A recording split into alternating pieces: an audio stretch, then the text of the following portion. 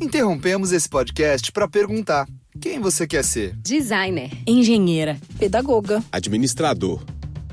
Quer saber? O Senac EAD é nota máxima no MEC. Tem cursos de diversas áreas, com conteúdo elaborado por especialistas do mercado e professores mestres e doutores. Ainda tem o Senac Carreiras, conectando estudantes a vagas de emprego em todo o país. Saiba mais em ead.senac.br/graduação.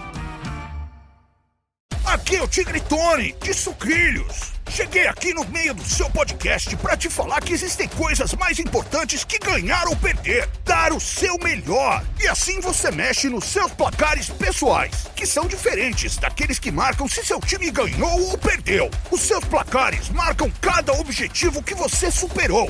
Conte com a energia de Sucrilhos para bater todas as suas metas. E mostre sua garra. Sucrilhos, desperte o tigre em você.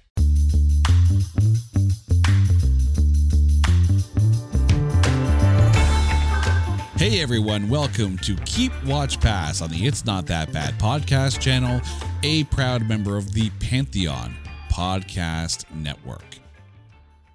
I feel like now that we're getting closer and closer to another hockey season, it's a good time to drop the puck on a few movie picks. We're going to be talking about hockey movies this time around. And here to join me, my line mate, Lyle Robichaud from AM 640 Toronto. How are you doing, man? I'm doing fantastic, Jason. Ready to talk about my second favorite sport in the world. Absolutely huge hockey fan, and I have consumed a lot of hockey media, so I'm very excited for this one. Now, you said second favorite sport, so I can only assume the first one is cricket. Yeah, absolutely. It's definitely cricket. No, it's something that is, of course, some people argue it's a sport, but it's pro wrestling. It'll always be pro wrestling number one in my heart, but hockey's a very close second. You can't argue that they're not athletes, that's for sure. It's professional gymnastics, except the judges are the viewers at home. That's the way I look at it. Yeah, this would be like the X Game version of a gymnastics routine. Exactly. Perfect way. I'm using that. Done. All right. So you were the one to bring this to the table. So when it came time to going through your picks, did you find it hard to choose, or did you kind of already know exactly what was going to be on the list? See, a lot of sports movies, obviously. There's a lot of sports movies out there. Baseball has an absolute ton of them where it's America's pastime. Hockey doesn't have as many, but the quality is just across the board. There are some stinker hockey movies, and there's some absolutely incredible hockey movies that I actually think should be held in a bit higher regard. Very mixed bag, but I already knew my picks right off the bat when I suggested this to you. And I guarantee one of them is not going to be one that anyone had on their minds. It'll be curious to see, because I the minute you mentioned this topic, I'm like, I know exactly what my keep film is right away. The other ones I had to do a little bit of research and just go, oh yeah, there's that, and that qualifies. Okay, so cool, we're ready to go. So here's what we're going to do. Lyle and I are both going to pick three hockey movies, a keep, a watch, and a pass. The keep is one that scores a goal every time. The watch is one, it's a good line change. And the pass is one that it's the Arizona Coyotes. It's basically what it is. It's the Arizona Coyotes of movies. We'll see how they do in Utah. So Lyle, I'm going to toss the mic over to you. Or I should say, I'm going to shoot the puck over to you. Your keep pick for hockey movies. This may be a no-brainer to some, but a lot of people I know haven't seen this movie. It's Miracle. It has to be Miracle. It's one of the greatest hockey and sports stories of all time. The story of the 1980 U.S. Olympic hockey team, where they went up against what can only be described as the Monstars of hockey, the Soviet Union team at the time. Absolutely incredible movie. It's almost a documentary, but it is a dramatization because they did pay quite a bit of attention to detail about what actually happened. It's an absolutely incredible watch. If you haven't seen it, whether you like Kurt Russell or not, I think this is one of his better roles. There's a reason it's one of the most popular sports movies of all time. It's so good. Watch Miracle. This is where I say that I haven't actually watched Miracle. You haven't seen Miracle? I have not seen Miracle. Oh, Jason, do yourself a favor. Seriously, block some time off before the next hockey season starts. And the real life story is so good, and it's really easy to make a good movie when the real life story is this good. But the way they dramatize that game and the way they shoot it and make it, I wish hockey looked like that. I wish they could dramatize hockey the way they do in this movie. it's really a toss-up. When you think about real life hockey moments, it's really a toss-up between, America beating the Soviets, Lake Placid, and Paul Henderson's goal against the Soviets during the Summit Series. Those are basically the two most iconic hockey moments, at least in world hockey. I mean, people may point to Sidney Crosby's golden goal. I'd say the golden goal. The golden goal is a pretty big moment nowadays. But if you're talking historically, maybe in another 10 years we'll be talking about the golden goal. But I just think there's some recency bias there, perhaps, that it happened recently. Yeah, I mean, you also have to think about the world political environment, between the Summit Series and the 1980 Winter Olympics.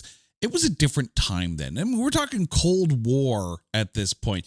If the golden goal were to happen today with the current world environment, then maybe. But there's something about that Paul Henderson goal and about that 1980 Winter Olympics that just, it's more than just a hockey story. It is a world history story where it really is. Yeah, exactly. And I think that's why it makes more effect. Not just in the world standpoint, but also if you look at the hockey standpoint, even today, like, of course, a lot of them are banned from international competition because of the whole situation in Russia right now. But at the same time, it cannot be cannot be overstated how good hockey players are that come out of Russia. The Cold War was going on, obviously, and stuff like that.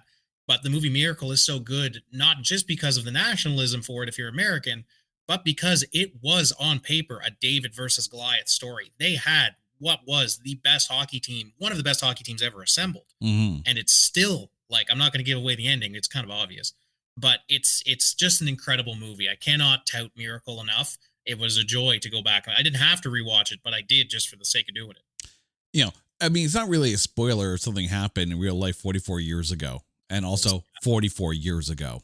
Yeah. Spoiler alert, because we're not going to see it happen for a while. The United States wins. I think they're in for a couple losses here in the next little while. So, I mean, there is fantastic talent out of the States when it comes to hockey. So you never know. But true. I think it'd be one of those things where if at the next Winter Olympics you had a team like, say, Japan come out and actually medal or play for the gold, that in itself might be a hockey worthy story, basically like the Cool Runnings of hockey at that point. And I love stories like that. There are so many people who get really upset when a place or a team that's not supposed to be good, like my Oilers just lost to the Florida Panthers. They just lost the Stanley Cup. And when this was recorded, and people were upset. So, there's no ice in Florida. It's growing the game. It's taking hockey and introducing it to a whole new group of fans that may not have known about it because of where they live. So I completely agree. I would love to see Japan make a run or some Spanish team come out of absolutely nowhere, like a Cool Runnings, and run the board out of nowhere. It would be great television. It'd be good hockey to watch. I think that only advances the game. There's nothing bad about that. Yeah, you can't really argue about hockey in Florida these days because, Panthers won. Tampa. I was about to say Tampa, like basically a dynasty at that point. Had they won that third Stanley Cup in a row, I think you would have argued that Lightning were at least the most recent version of a dynasty that you could even come close to. And man, they came real close to doing it too. Like I would still call them a dynasty team because they got so close again. Because I don't know if you're ever going to see a team win it 3 times in a row in the modern era. That's hard. That's very, very difficult to do. Winning it twice was unheard of for a long time until Pittsburgh did it again. So anyway, we're going to get into sports stats and then we'll be here all day. We've all of a sudden become a sports podcast. You're welcome.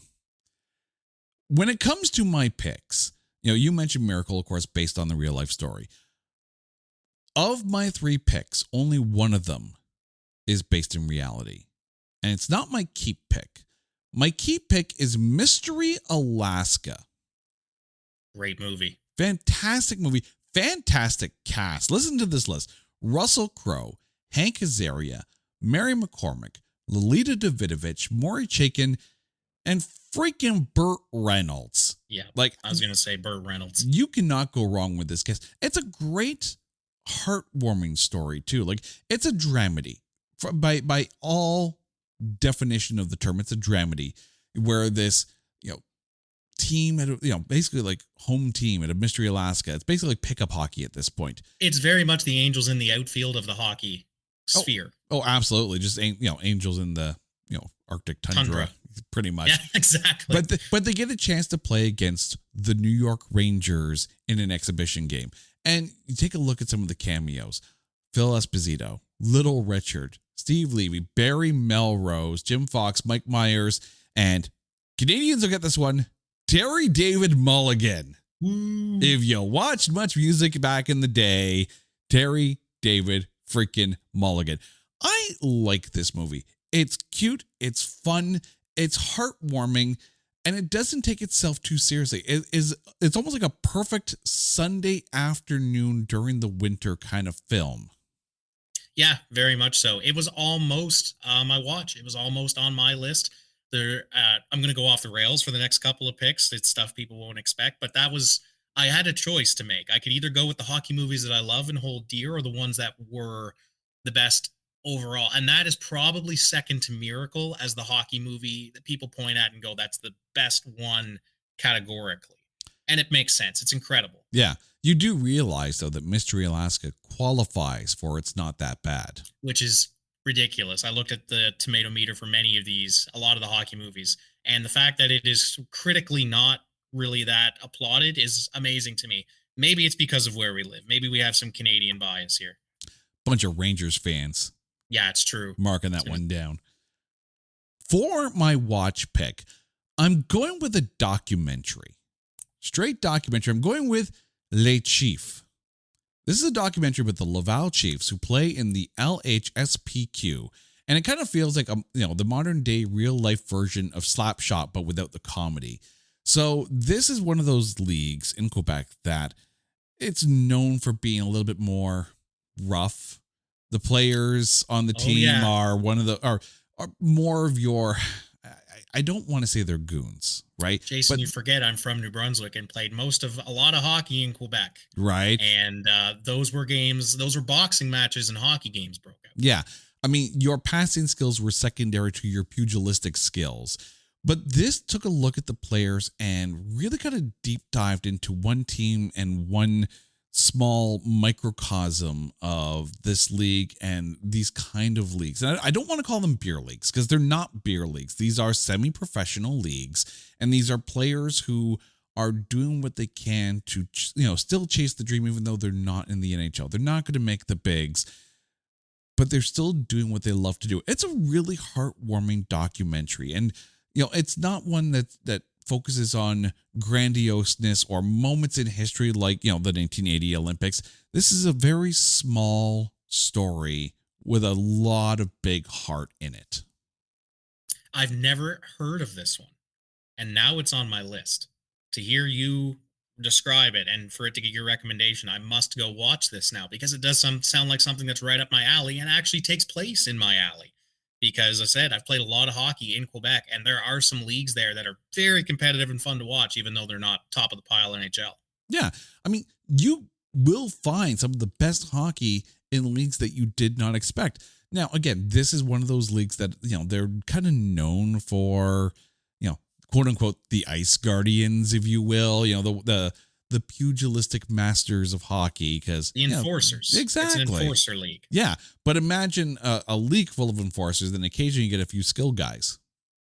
That sounds like an incredibly fun time to me, but that just goes to show you what kind of hockey I like. It's all-time hockey.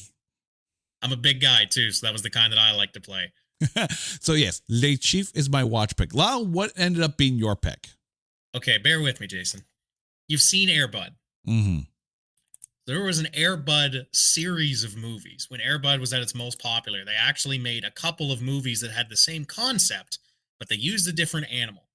So my pick is MVP, or Most Valuable Primate. So I absolutely loved this movie when I was a kid. When this came out, I bought it on VHS. I watched the crap out of it to the point where my parents actually got kind of sick of it. It is in that Air Bud era. It is about a monkey named Louie who is taught how to play hockey. It's got a couple of bigger name actors in it. It's got Russell Ferrier as Darren, who's the dad in it. But this is, like you were saying, it's just a fun sit down, check your brain at the door. And I could not get over the concept of a monkey playing hockey when I was a kid. But here's the thing, it's not a terrible movie. If you look at some of the review scores, people did like this. I am not crazy, and there are some people who call this a gem from their childhood as well. It's a great arc. It's a little bit predictable because obviously it's an animal playing in a human league. He's playing with his brother in the movie. He gets drafted to the same team. But man, I watched the crap out of this at least 100 times when I was a kid. I used to run this VHS into the ground. So this has to be my watch. It has to be. Everybody, if you have kids and they like hockey, look this up. I don't know where it is now, if it's on any streaming platform, but dig it up, find it. It's fun. It's better than Air Bud. First of all, I need to point out this film has a 40% tomatometer. Mystery Alaska, 37%. That doesn't make any sense. The monkey wins. The monkey always wins. And what is the audience score on MVP? The audience score for MVP, most valuable primate, 41%. So they're basically kind of in the same boat as far as critics and the audience goes. But when it comes to Mystery Alaska, that's where the audience chimes in. So 37% tomatometer, 66% audience score. So monkey doesn't always win. Monkey doesn't always win, but in my heart, the monkey always wins.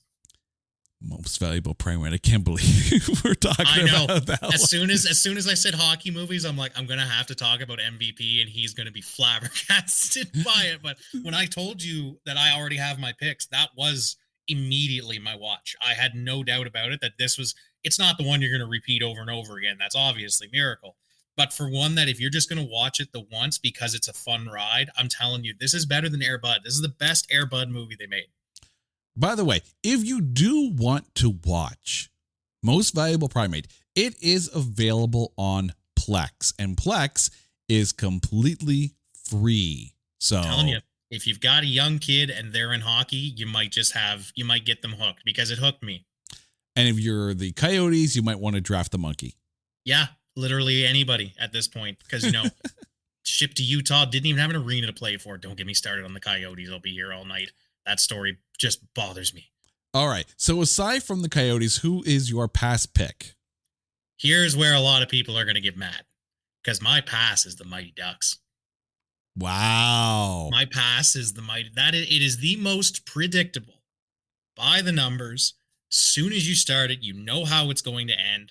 It has a great cast. That's one thing I will say. Everybody in it is fantastic, and they do great at what they do, but it is, I like cheesy, but this is way too cheesy. Even when I was a kid, when I started watching the movie, I was waiting almost for something to come up to be like, oh, this is going to stop them or something like that.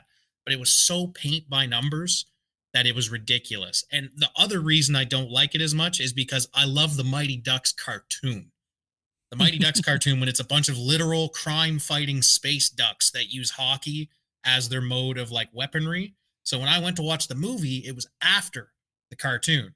So I was expecting space ducks and space hockey, and I did not get that. Instead, I got I can't remember the coach who plays the coach. Emilio Estevez. Yeah, Emilio Estevez. Thank you. Instead, it was Emilio Estevez painting by numbers and telling the most predictable story of the underdog. It's great. I'm glad a bunch of people love it, and I'm glad that it spawned the hockey team owned by Disney. I think the branding is fantastic. I think the Mighty Ducks in reality have the best throwback jersey in the league with the teal and eggplant colors, but I can't stand the movie or any of its sequels. I know that'll come as a surprise to many, especially being a big hockey and a Disney guy, but this is one of the Disney movies. I don't understand why it's so applauded. This is where I remind everyone that on the actual Stanley Cup is written the Mighty Ducks of Anaheim. 2007, beating my Ottawa Senators.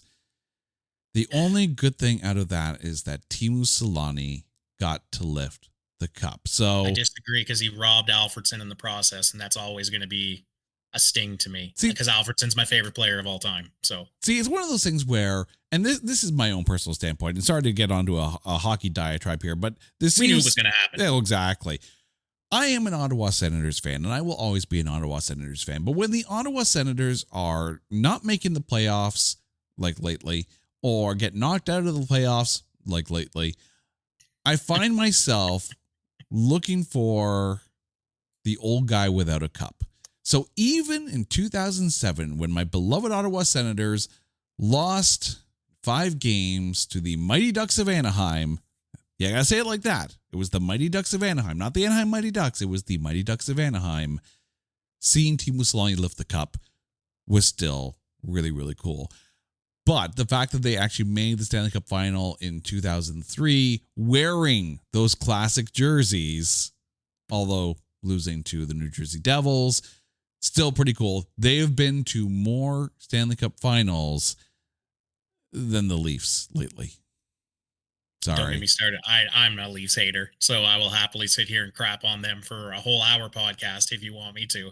But no, I love the team, the Mighty Ducks. And I do think it's fantastic that an actual professional sports team spun out of a movie. Oh, yeah. And I don't knock anybody that likes it. But I think it was just a perfect little storm of me expecting something that I didn't get when I was young and the first time I watched it. Because I remember my parents bought me this movie. And they said, you're going to love this. We know you like the Mighty Ducks. They did not realize there was space hockey involved in the Mighty Ducks cartoon. So when that was shown to me, I was just like, who are these punks? Like this is not what I was wanting. It's kind of like that, late 80s, early 90s cartoon Pro Stars that had like Wayne Gretzky and Magic Johnson, Michael Jordan and Bo Jackson. And then even before that, there was a Harlem Globetrotters cartoon, like back in like the late 70s, early 80s, where the Harlem Globetrotters all had like superpowers. And I remember watching that because I'm old, but still, it was pretty damn cool. My Pass is a film that I have talked about on It's Not That Bad before. I and everyone and their dog are going to pass on The Love Guru. Oh my God, I didn't even think that would qualify, but that is a hockey movie. It is very much a hockey movie. Oh my God, Mariska Hargitay, Jacques the Cock the Rock. I mean, I'll give Justin Timberlake credit where credit is due. He was the best part of that movie. Oh, absolutely. But no, there was nothing saving that. Not even the little nod to extremes more than words that they had in there. Not even with Mariska Hargitay. Oh, this single-handedly kind of derailed Mike Myers. Oh, absolutely, bit. Yeah. This was he was already that style of comedy was moving its way out, but at the same time, this is his worst movie by a country mile, and I think this shoved him out of the limelight for nearly a decade almost. Yeah, it kind of feels like, and since we're talking about Mike Myers, it kind of feels like when Dana Carvey did The Master of Disguise, and then all of a sudden, like, oh, I did bad. I unironically love The Master of Disguise, but that's a conversation for another day. I know you do. We're Am working I not on you. Turtly enough for the Turtle Club, Jason. Shark in the water. Turtle. Shark in the water. No boy go in the water. No boy come out of the water. That's a good movie. I don't care what anybody says. Oh, dear. Well, everyone says otherwise. But still, regardless, you're broken and we like that. Yes. But yeah, The Love Guru, it is one of those things where Mike Myers clearly made a movie based on his love of his Toronto Maple Leafs, and it, like them, faltered. Yes, very, very heavily. And it didn't age well. If you go back and watch it now, there's a lot of stereotypes. There's a lot of poking fun at very specific people. This movie wouldn't have got made today, obviously, but it's not bad because of that. It's bad because it's bad. That's one of the contributing factors, but it's just terrible. Yeah. So, Justin Timberlake aside, it's not a great film. No. Lyle, thank you so much for this. Now, please remind our listeners what your keep, watch, and pass picks are for hockey movies. My keep is Miracle. Lives up to the name. It's incredible. One of the best real life sports stories that ever happened, and they perfectly took the drama and encapsulated it into a movie. My watch is MVP, Most Valuable Primate. You think I'm crazy? Go watch it. I promise you, I will prove you wrong.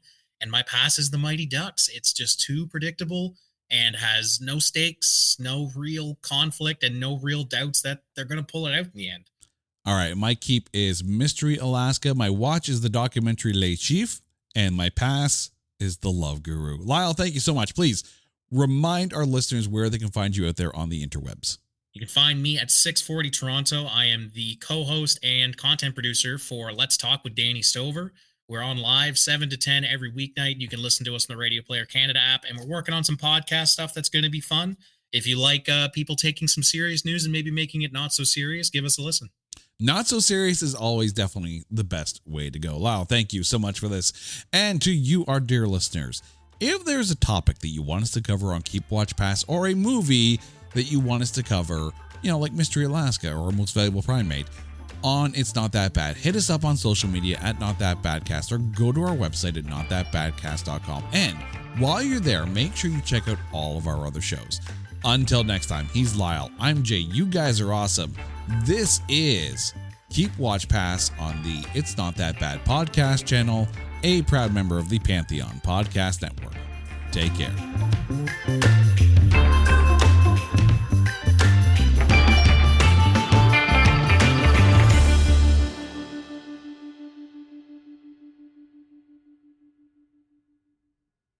Waterproof Records are your unsinkable tunes from the past, present, and future. What's up, everyone? I'm Jacob Givens, the host of Waterproof Records podcast. So what exactly is a waterproof record? Let's go back in time for a moment to when you were a teenager, and it's the first time you heard an album that would change you forever. Whether you're a musician and it was the reason you picked up an instrument and started a band, or if you're just a music lover, it's the album that made you who you are to this day. You'll tell people that your life wouldn't be the same without it. It changed your DNA. So join me on the podcast where I do deep dives on some of the most influential and important albums in my life. And other times I welcome guests on the show to talk about their musical journeys and what they consider to be their waterproof record. It's time to wax nostalgic with Waterproof Records with Jacob Givens.